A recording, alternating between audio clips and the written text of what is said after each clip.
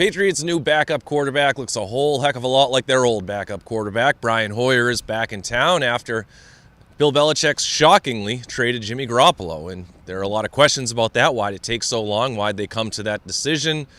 Why did they only get a second-round pick? I guess that depends on what people are willing to pay. But, I mean, ultimately, the Patriots decided they had to move on from Garoppolo. They weren't going to be able to re-sign him, which was the most predictable thing that you could have imagined over the last 3.5 years. And getting Brian Hoyer as your consolation prize on top of that early second-round pick is a pretty good way to go about it.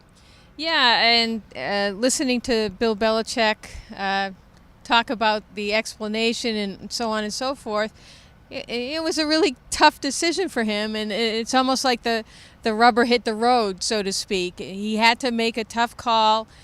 This was the last point, he thought, the trade deadline where he had to kind of make the decision. He didn't want to go through a situation where he was franchising Jimmy Garoppolo and get to a point where he would have to pay two quarterbacks that kind of money or go through that whole situation. That is unquestionably the best sign of Garoppolo's character.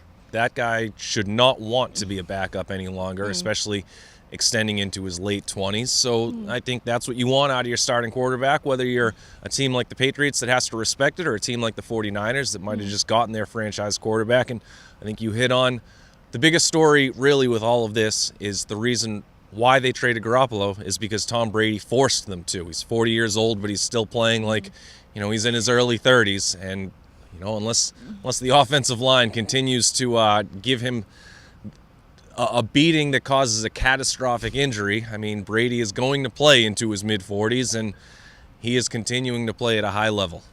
Yeah, I mean, the thing is, do you trade Tom Brady? I mean, No.